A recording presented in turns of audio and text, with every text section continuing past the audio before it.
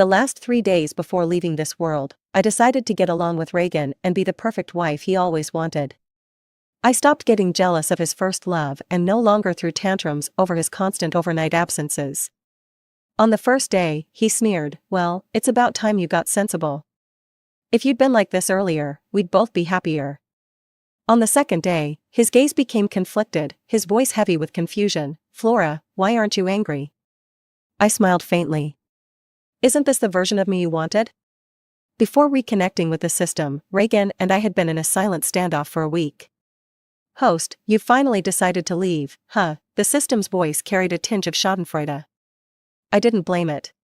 Back when I successfully captured Reagan's heart and chose to stay, the system had earnestly tried to dissuade me. Based on my years of experience, no one who stays ever ends up happy.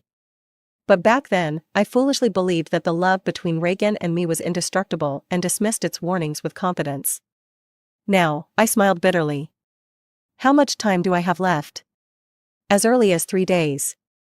I nodded, deciding to cherish these 3 days and make peace with Reagan. Once the system left, I took the initiative to call Reagan. It was the first time we'd spoken in days. But the call was rejected multiple times. Mechanically, I redialed until, finally, his voice came through, laced with irritation and impatience. "Flora, can you stop?" I froze for a moment, my already disillusioned heart still stinging from his words. Ignoring his tone, I asked gently, "Will you come home for dinner tonight? I made your favorite chicken wings." After a long silence, he exhaled sharply. "Fine, but only if you apologize to Jade first." A week ago, Reagan had helped his first love, Jade, celebrate her birthday. Jade posted photos on Facebook with the caption, "With you here, I'll never envy anyone else." In the photos, Jade had whipped cream on her face and clasped her hands together in a wish, surrounded by luxury gift boxes. Reagan stood behind her, bathed in warm candlelight, while she smiled innocently. Their mutual friends enthusiastically commented, praising their chemistry. Jade replied with a shy smiley face. I liked the post and commented, "Jealous of you having my husband by your side." Minutes later, the post was deleted. Reagan called immediately, furious. "Are you crazy, Flora? Today's her birthday, and you just had to ruin it, didn't you?" Jade's soft, teary voice came through the receiver. "Don't blame Flora, it's my fault for showing off that you were with me." Reagan comforted her gently, "This isn't your fault. She's just being petty and taking it out on you." Then, his tone turned icy as he scolded me. "You're overestimating yourself. Nothing is more important than her birthday." Each word cut like a knife. Furious, I clenched my fists and retorted, "Of course. Your first love's birthday is obviously more important than your wedding anniversary with your wife." Reagan's breathing hitched. In a quieter voice, he asked, "Today is our anniversary?" But before I could answer, Jade's sobs came through again. "Flora, it's all my fault. I'll apologize to you in person." Whatever guilt Reagan might have felt evaporated. He comforted Jade tenderly, then turned back to berate me. "It's just an anniversary. We can celebrate it any year. But this is Jade's first birthday since coming back to the country. Can't you be more understanding, Flora?" I told him, word for word, "No, I can't." Then, I hung up. Love and stability can never coexist, but Reagan didn't understand that. The ice cream cake melted, the little figures kissing on top disintegrating, smearing the words commemorating our 7th wedding anniversary. I picked up the cake and threw it in the trash. Later, my phone buzzed with a message from Jade's burner account. "I told you before, Flora, when it comes to choosing, it'll always be me." Believe it now? Hours earlier, I wouldn't have believed her. Now, it was undeniable. Reagan didn't come home that night. When I woke up the next morning, he was eating breakfast in the dining room. Seeing me, he glanced up coldly and said, "Come to the office with me later and apologize to Jade. She's been feeling guilty and couldn't sleep all night because of your comment." I laughed bitterly. "I won't. What wife apologizes to a mistress? Flora, how can you say something so nasty?" He slammed the table hard. "Jade is just my secretary. She's lost everything, don't you have any sympathy?" I smirked at him. "Your secretary? The one you've been sleeping with?" Reagan's face darkened. He overturned the table, the dishes clattering onto the tiles. I closed my eyes and turned away, unwilling to look at him. Disappointment piled layer upon layer in my heart. How had Reagan become like this? Reagan growled angrily, "Since you're so stubborn, let's take a break for a while." He slammed the door and left. He didn't come back for a whole week. I was so heartbroken that I couldn't sleep through the nights. But during that time, Jade's alternate social media account kept updating nonstop. On a business trip to Bali with my boss, so happy. Accidentally fell on the beach and got my knee scratched by a little rock. The boss scolded me for 10 minutes because he was worried, but he ended up getting me a little cake as punishment, hee hee. Here's a perk, muscle pics. Snapped secretly. If my boss finds out, will he be mad? I didn't cry or make a fuss anymore. Silently, I saved these screenshots. A rotten relationship needs to be discarded in time. This morning, Jade's update said they'd returned from Bali. Reagan's voice continued over the phone. "Flora, did you hear what I said?" Snapping out of my thoughts, I replied faintly, "Okay." The previously noisy background on his end suddenly quieted down. A few seconds later, Reagan asked again, "What did you say?" I forced a smile and said, I agree to apologize to Jade.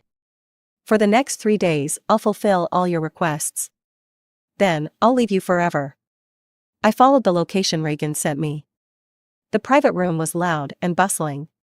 The moment I appeared at the doorway, someone whistled. "Flora's here." The teasing voices were full of anticipation. Since Jade's return, Reagan and I had been fighting nonstop, minor arguments every 3 days, major ones every 5. Everyone in the circle knew about it. Scanning the room, I found Reagan sitting at the center of the sofa. Our eyes met, his expression unreadable. Jade was snuggled next to him like a little bird seeking shelter. "I heard you're here to apologize to Jade," someone jeered. Reagan's friends were always quick to switch allegiances. When Reagan loved me, they didn't dare joke about me. But now that Jade was back, it was clear where she stood in Reagan's heart. As for me, I now earned their disdain. Taking a couple of steps forward, my eyes swept over the table filled with glasses of alcohol. I picked one up gently and said, "To show my sincerity, I'll down this drink and apologize to Miss Jade. Is that okay?" Reagan tilted his head, watching me with amusement, remaining silent. The others exchanged excited glances, eager to watch the show. "What's going on here?" Jade suddenly stood up, like a startled rabbit, and hurried to snatch the glass from my hand. "You only scolded me a little. It's something I deserved. How could I possibly accept your apology?" Her eyes reddened as she spoke. Reagan's gaze softened with concern as he stood and pulled her back into her seat. "Why can't you accept it? With me here, no one's allowed to bully you." Jade's eyes sparkled as she looked at Reagan with gratitude before turning back to me. "Then just a small glass will do.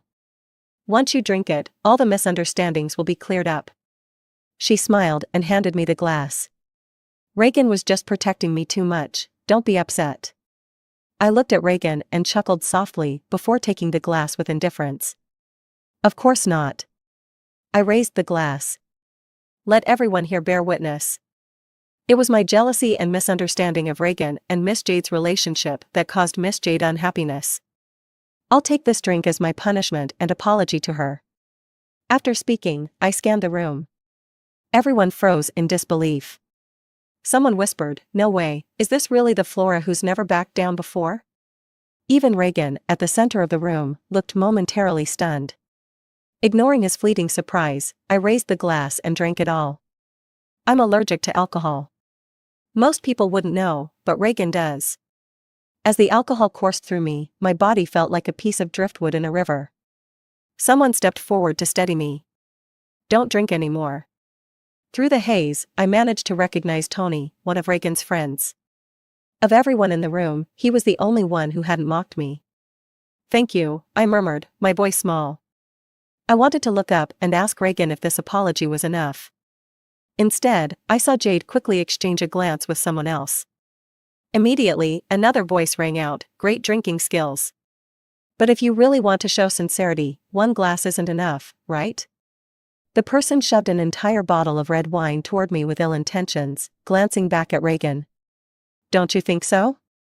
Reagan's brows furrowed deeply as he silently watched the bottle being pushed toward me. Just as he opened his mouth to speak, Jade's choked voice interrupted. Don't say that. It's already an honor for her to lower herself and apologize to someone like me, whose family is broken. As long as she doesn't humiliate me at work anymore, or disrupt the company, I'm fine with anything. Reagan raised an eyebrow, looking at her incredulously. She humiliated you at work? When? Jade hesitated and then stammered. It was my first day as your secretary. Anger flared in Reagan's eyes as he turned to me. I met his gaze directly and admitted, that's right, I did. Before that incident, Jade had already caused countless arguments between Reagan and me. Deep down, I had once thought, maybe this is just a misunderstanding. Maybe he still loves me. But that bottle of wine crushed the last bit of hope I had left. Reagan, I don't want you anymore. I smiled at him. If I drink this bottle of wine, will you forgive me? Will you come home with me? Jade also looked up at him. Reagan's calm eyes revealed no emotion. His voice was indifferent. The person you need to apologize to is Jade, not me. Flora, adults should take responsibility for their actions. I swallowed the bitterness in my throat and nodded woodenly. Okay. But in the next second, the bottle in my hand was snatched away. Reagan, drinking an entire bottle could kill someone. It was Tony. Reagan smirked but ignored him, his gaze fixed on me. Flora, the choice is yours. I won't force you. My heart, already shattered to pieces, somehow didn't feel the pain anymore. I'll drink. Determined, I took the bottle back from Tony. After softly thanking him again, I tilted the bottle to my lips and took large gulps. In a daze, I thought I saw Reagan pushing through the crowd, striding toward me. The bottle was pulled from my hand, and my body felt heavy as I collapsed. Reagan, this wine tastes so bitter. In my dream, I seemed to return to 7 years ago. It was when I first arrived in this world. Back then, Reagan was repressed and cruel. He was an illegitimate child, brought back to his father's family only after his mother passed away. The system explained the plot to me. When Reagan was first brought into the family as a child, he was disliked by the elite heirs and often bullied. One time, when a group of heirs squirted water at him with toy guns, Jade, wearing a little white princess dress, stepped forward to shield him.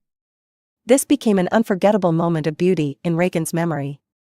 What he didn't know was that Jade's bravery and kindness were just a calculated act to impress the male lead watching from afar. To her, Reagan was merely a tool. By the time I arrived, Reagan had started to make a name for himself in the family. But his personality was violent, his business methods ruthless, and he lacked the approval of his grandfather. As the youngest daughter of a family friend recently returned from abroad, I was matched with him in an arranged marriage. At first, Reagan didn't like me at all. For an entire month, I made no progress in winning him over. Until one day, I represented my father in a negotiation for a landmark building project, and Reagan was also present. During the meal, someone deliberately made things difficult for me, insisting I toast each person at the table. After one glass, I started feeling itchy, red rashes appearing on my skin. When I brought the second glass to my lips, someone grabbed my wrist. It was Reagan. He took the glass from my hand, smiling faintly at the others. Our families are close. I'll drink the rest on her behalf. Amidst the clinking glasses and toasts, he skillfully redirected the conversation away from me. Leaning close, he whispered. I suggest you quietly leave now and take your medicine. I'll cover for you. I was stunned for a moment. When I looked up, his bright eyes had already merged seamlessly into the group's lively discussions. Confident, poised, and elegant. At that moment, I realized I had fallen for him. I started intentionally appearing around him, using my warmth and kindness to soften his sharp edges and bring him closer to his grandfather. I also used my family's connections to help him secure one deal after another, increasing his influence in the family business. Together, we left our footprints across the globe. During a negotiation in Southeast Asia, we were caught in crossfire between local forces and trapped for 3 days and nights. Just as we were about to escape the jungle, we ran into armed bandits. I shielded him, taking a bullet to the chest. In that critical moment, the reinforcements we had arranged finally arrived, rescuing us from the brink of death. On the way to the hospital, Reagan cried for the first time, large teardrops falling onto me. He trembled as he asked why I was so foolish and begged me to hold on. He said, "We haven't had our wedding yet. You haven't become my wife. You can't die." At that moment, I truly thought I was going to die on that foreign land. I raised my hand to touch his face, forcing a smile. "Don't cry, Reagan. I came into this world for you." At the same time, the system notified me, "Congratulations, host. The strategy progress has reached 100%. Mission accomplished." I was fortunate that the bullet missed any vital organs. I survived. After 3 months of recovery, Reagan held a grand wedding that captivated the world, marrying me. In the countless nights after our wedding, he whispered his love for me over and over again. By then, Jade had already married the male lead overseas. I thought our lives would no longer be entangled with anyone else. In my dazed state, I felt someone helping me change clothes. I stubbornly pushed him away. "Don't touch me. I have a husband. My husband is Reagan." The man's hands froze in mid-motion, stopping at the scar on my skin. The wound had long since healed, replaced by new flesh, but it would forever mark that moment in time on my body. He seemed to pause for a long while, before gently coaxing, "Be good. Stop fussing. Let's get you changed and take a bath first." He continued to mutter something, but I couldn't make it out. Annoyed, I covered his mouth. "You're so noisy," I complained. Then, without warning, a wave of sadness hit me, and I started sobbing uncontrollably. "What are you crying about?" he asked. That single question was like pulling a loose thread, unraveling me entirely. I cried even harder. "My husband. He's fallen for someone else. He's been so cruel to me. I don't want him anymore. I want to leave." He seemed stunned by my outburst. After that, I don't remember what happened. I drifted into a deep sleep. When I woke up again, daylight had filled the room. Sunlight filtered through the sheer curtains, casting soft shadows around the bedroom. A voice rang out in my mind, "Host, you're leaving tomorrow. Do you have any regrets?" The system gently reminded me, "He's just outside." As the voice faded, Reagan appeared at the door, holding a glass of honey water. His voice was slightly hoarse, and his expression looked a little unnatural. "You're awake." Without saying a word, I leaned against his hand and drank the honey water. This kind of intimacy was something we hadn't shared in a long time. Since Jade returned, I had found Reagan filthy and forbade him from touching me. Reagan's dark eyes widened in surprise, before his lips curved into a delighted smile. "You always try to be tough, even when you know you shouldn't." His reprimand was mild, but he quickly seemed to recall that he was the root cause of this situation. He immediately fell silent, guilt flickering in his gaze, as if waiting for me to lash out in return. That had become our typical dynamic lately. But I only offered him a soft smile of apology. "You're right. I won't do that anymore." Reagan lifted his head in astonishment, staring at me. He opened his mouth as if to speak, but no words came out. I spoke up instead. "Reagan, can you come with me to visit Grandpa today?" He nodded instantly. "Of course. Grandpa's been talking about you a lot lately." We went to the supermarket together, holding hands, and browsed the health supplements aisle. I carefully selected one item after another, occasionally asking for his opinion. After a few rounds of questions, he pinched the bridge of his nose and chuckled helplessly. "Are you trying to empty the whole store?" Embarrassed, I glanced at the growing pile of supplements I had chosen, which had already formed a small mountain. Reagan teased, "Looks like we brought the wrong car today. Should have brought a truck instead of the Bentley to haul your loot." I blushed and playfully punched him. His relaxed laughter fell over me like warm sunlight. "It's good to stock up," I said softly, "so Grandpa won't run out later." "We can always come back to buy more," he replied casually. I smiled but didn't respond, lowering my head to continue shopping. Still, I felt an inexplicable pair of eyes on my back, as though observing me from a distance. I ignored it, refusing to dwell on the feeling. After finalizing my selections, I asked Reagan to call the housekeeper to pick up the supplements. We carried only 2 of the best items ourselves. When we reached the underground parking lot, I suddenly exclaimed, "Oh no, I forgot." Reagan looked alarmed. "What's wrong?" I immediately opened the car door and stepped out. I forgot to buy knee pads and a back brace.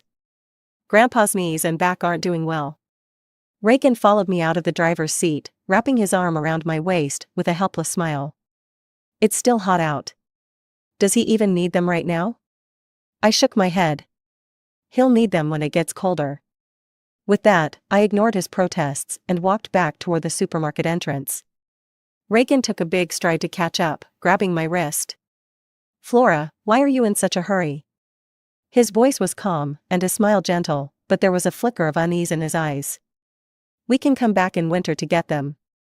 How about that? Before I could respond, he tugged me firmly back toward the car. Reagan. I sighed internally. Forget it. I didn't want to argue with him, not when tomorrow would be our last day together. As the car merged back onto the main road, silence fell between us. The atmosphere felt awkward. I fidgeted, touching random objects to keep busy. When my fingers brushed against the car charm, Reagan's hand slipped slightly on the wheel, causing the car to jolt.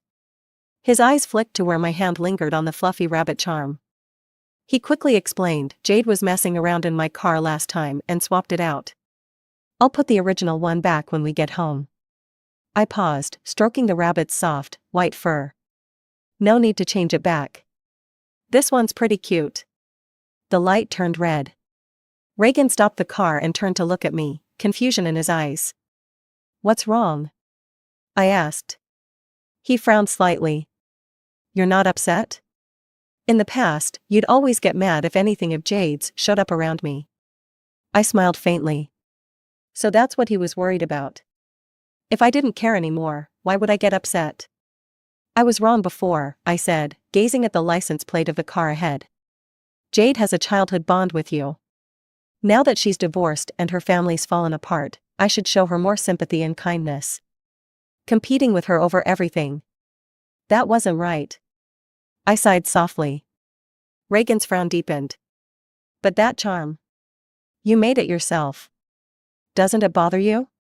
The light turned green, and I reminded him, it's green. Reagan stayed quiet for a few seconds before restarting the car. I turned my head to look out the window at the passing traffic, lost in thought. Did it bother me? I asked myself. My mind wandered back to the day I went to Mount Wutai.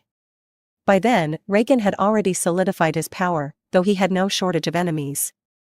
Assassination attempts came regularly, leaving me constantly on edge. One night, after waking from a nightmare, I had asked a fortune teller to teach me how to make a lucky charm for him. Now, that charm had disappeared, and I no longer felt the need to ask about it. I had loved sincerely, but only the passionate and genuine Reagan of the past. Not the man he had become, detached, indecisive, and indulgent of Jade's provocations. Flora, he called my name. But before he could say anything more, his phone rang. We both glanced at the screen. It was Jade. I smiled, picking up the phone. You're driving. I'll answer for you. Without waiting for his response, I accepted the video call. Reagan, Jade's soft, delicate voice came through. Reagan swallowed nervously, his gaze shifting toward me. What's wrong, Jade? Reagan, I don't know what to do. I accidentally spilled boiling water on my leg while making tea, Jade whimpered, her voice trembling. It hurts so much, sob, sob. As she spoke, she adjusted the camera, revealing her calf, which was red and swollen. I couldn't help but chuckle softly. She really would go to any lengths to get Reagan's attention, even hurting herself. But honestly, if it was boiling water, wouldn't the burn be worse than just redness? Hearing my laugh, Jade's tone suddenly turned anxious. Flora, are you there too? Did I interrupt your date again? Her voice became low and apologetic. I'm sorry, Reagan. I just didn't know who else to call. You know I don't have any family here. Then, as if resigning herself, she muttered, never mind, I won't bother you anymore. On the screen, Jade pressed her lips tightly together, looking utterly helpless. Don't worry, Reagan instinctively pressed the accelerator, overtaking the car in front. But a moment later, as if remembering something, he softened his tone and said to Jade, I can't come over right now, I have something important to do. I'll call Tony and have him check on you. I stared at him in surprise, my mouth slightly open. The video call ended abruptly. Reagan blinked awkwardly, noticing my reaction. "Why are you looking at me like that?" But before I could answer, a snicker escaped my lips. So he knew how to say no. So he could see through Jade's manipulative act. Then what did all those arguments between us mean? All the excuses he gave me before? Seeing me remain silent, he went ahead and called Tony, asking him to check on Jade. Tony's voice came through the phone, sharp and annoyed. "Any other favor, I'll do it. But not this. Just the sight of that conniving woman makes me sick. You always sympathize with her tragic backstory, but it's not like Flora caused any of it. Let me warn you, if you keep letting her manipulate you like this, one day, you'll regret hurting Flora." Suddenly, a mechanical voice chimed in my head. "Host, this Tony guy is a real ace." Startled, I leaned forward, nearly hitting the dashboard. Reagan, quick to react, stretched out an arm to steady me, preventing the fall. I blinked, momentarily stunned, then muttered, "Thanks." His emotions flickered in his eyes as he reached out to pat my head. "We're married. You don't need to thank me for something like this." I tilted my head to avoid his touch, and his hand paused midair. Realizing my abruptness, I quickly reassured him, "Focus on driving for now." As we neared the Gu family's old mansion, Reagan's phone rang again. It was Jade. A flash of irritation crossed his face as he answered, "What now?" His cold and curt tone seemed to catch Jade off guard. There was a brief silence before she began crying again. "Reagan, I'm in so much pain. How can you just leave me like this?" The mansion was already in sight. Reagan looked conflicted. I smiled at him. "Go check on Jade. She's hurt and needs someone with her." His expression darkened, sadness clouding his gaze as he looked at me. "You need someone with you too." "Reagan." Jade's voice suddenly sharpened. "You promised me when we were kids that you'd always be there for me when I needed you. Did you forget?" Reagan stiffened, glancing at me instinctively. I chuckled lightly and said casually, "It's okay. We're almost at Grandpa's house anyway. I'll just take a cab from here." Reagan hesitated, wanting to say more. But my tone was gentle, yet firm. He eventually agreed to go to Jade, but insisted on dropping me off at the mansion first. As I got out of the car, he looked at me with worry. "Flora, go see Grandpa. I'll be back soon." I smiled at him softly, my gaze serene. I watched the car's shadow grow smaller and disappear in the distance.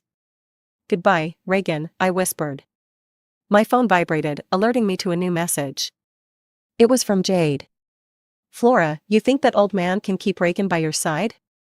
You've already lost." I calmly typed back, "Are you sure about that? Today's outing with Reagan?" I was the one who tipped Jade off about it. The calls she made along the way? I had anticipated them all. This wasn't the first time such a scene had played out, but I didn't mind one more repetition. After I leave this place, I want to deepen Reagan's guilt and regret just a little more. From his reactions earlier, it was clear that he still had feelings for me. Perhaps, if I had said the word, he would have stayed with me instead of running to Jade. But late realizations no longer interest me. I find them disgusting. And I can't help but wonder if, after today, Jade will still feel as confident as she does now. Lost in thought, I suddenly noticed Grandpa walking out of the mansion, leaning on his cane. The sunlight caught his gray hair, making it shimmer. This man, who has shown me the most love and care in this world, had finally come to bid me farewell. Who would have thought that this kind, gentle old man was once a powerful figure feared by both the underworld and the elite? Take a good look at Flora, everyone. Doesn't it seem like she's growing gray hairs too?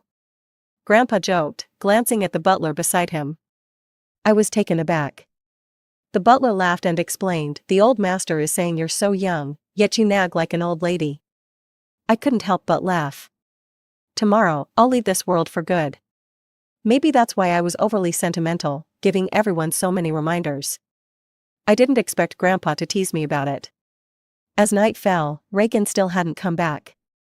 Grandpa, irritated, scolded and ordered the butler to call him over. The system's voice reassured me, "Don't worry, host. I've set his phone so it won't connect." Sure enough, the butler shook his head helplessly after trying to call. Grandpa grew more annoyed. "Find out what that brat is doing right now. Seeing him angry, I quickly patted his back to calm him down. He gave me a concerned look and asked, "How long has he been neglecting you like this, girl?" I forced a smile and shook my head. "It's not like that, Grandpa. Reagan's just busy today." "Busy, my foot." Grandpa's anger flared again. The more tolerant I pretended to be now, the harsher the punishment Reagan and Jade would face tomorrow. After all, everyone in the family knew Grandpa liked me far more than Reagan. Once Grandpa was in bed, the system explained, "Host, it's not that he's ignoring you. I made sure his car tires blew out. 3 of them, to be exact. I declined Grandpa's offer to have someone drive me. Reagan will be here soon. Don't worry about me." Then, I slowly walked out of the mansion's estate. As planned, after leaving the property, I would encounter a mugger who would end my life. The moment the snow-white knife plunged into my abdomen, the system severed my consciousness from my body. As the blood poured down the blade, it stained large patches of the asphalt road, turning them dark red. Luckily, I didn't feel any pain. The system took control of my phone and dialed Reagan's number for the last call before I died. He couldn't answer. In the coming nights, he would repeatedly think back, remembering how he had abandoned me on the road for Jade. And how, because he didn't answer my final call for help, he had sealed my fate, when I could have survived. The robbers, realizing they had killed someone, panicked and fled. A few minutes later, my phone vibrated again, but no one would pick it up. My entire body was twisted into an odd position by the robbers. My ribs and knees snapped. To make sure there were no witnesses, they stabbed me a dozen more times. The system, unable to bear it, covered my eyes. "Sorry, I might have been a bit too harsh with the arrangement." I shook my head. "It's fine. Otherwise, how else could I make Reagan suffer a lifetime of regret?" My phone continued to vibrate relentlessly. I gazed at it, lost in thought.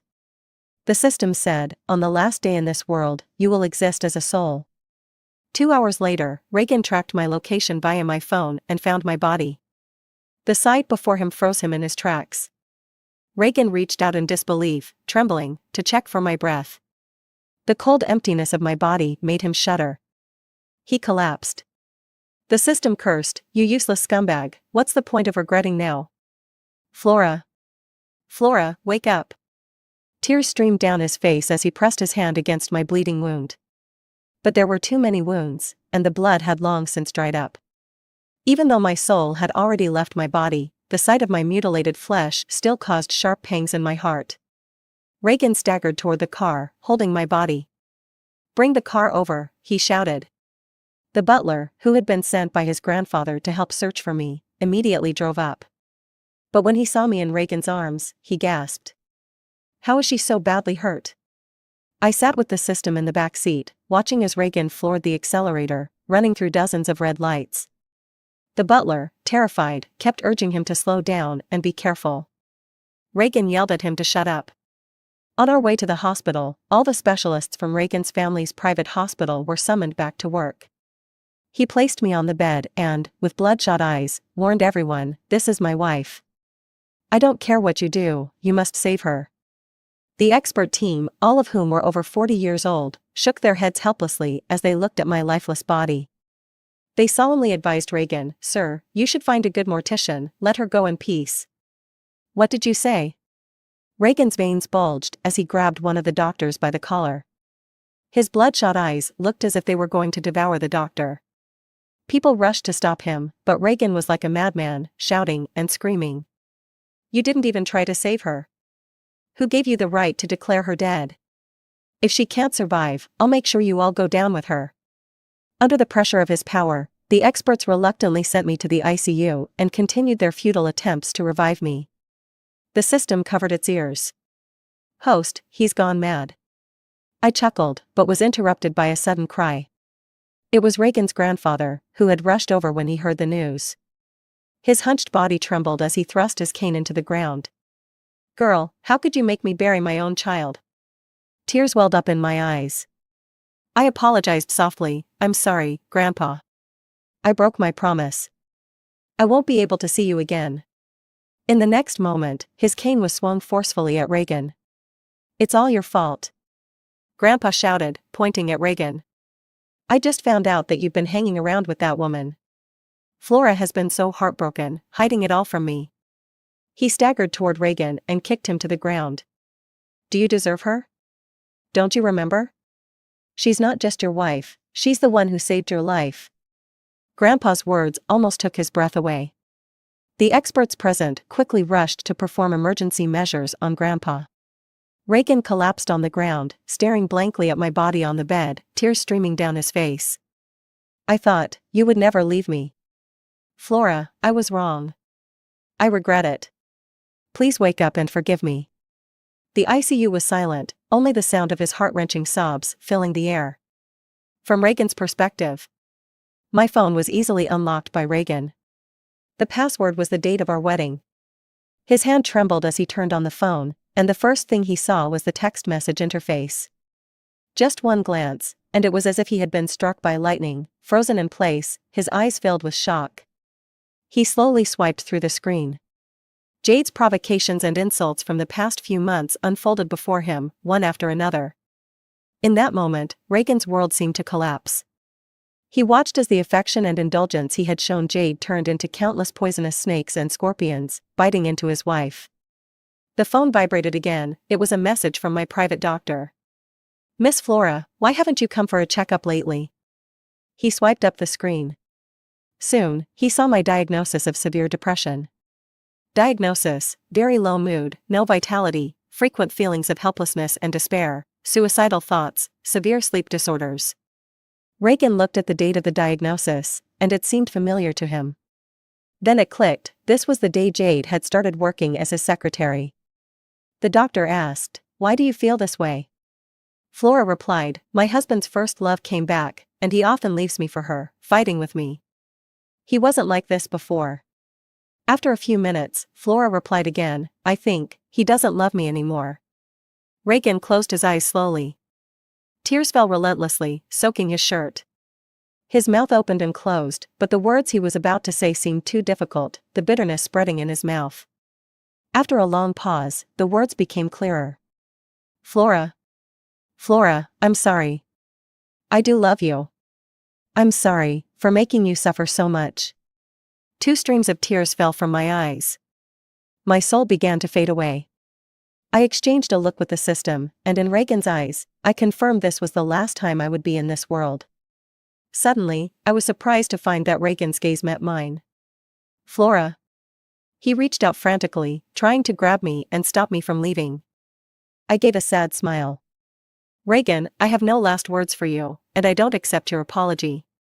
As I spoke, my soul vanished completely in Reagan's broken gaze. When I woke up again, I was lying in a hospital bed. The orphanage director, my mother, was overjoyed, crying, "Flora, you're awake." She rushed to call the doctor before she could even talk to me. That's when I remembered, in the original world, I had died trying to save someone. My soul had entered the Bookworld Administration Bureau.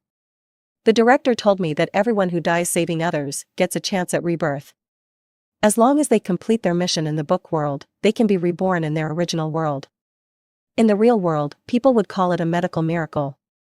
My mission in the book world was to win over the Yandere supporting male character, Reagan. After I recovered and was discharged, I returned to the orphanage to continue as the vice director. I had been thrown into the orphanage after birth, and grew up there, staying to help more children grow. One night, after all the children had gone to bed, I brewed some tea and had my final chat with the system in the yard. Host, Jade is dead. Ah? I was a little surprised. Why? The robbers had already killed someone.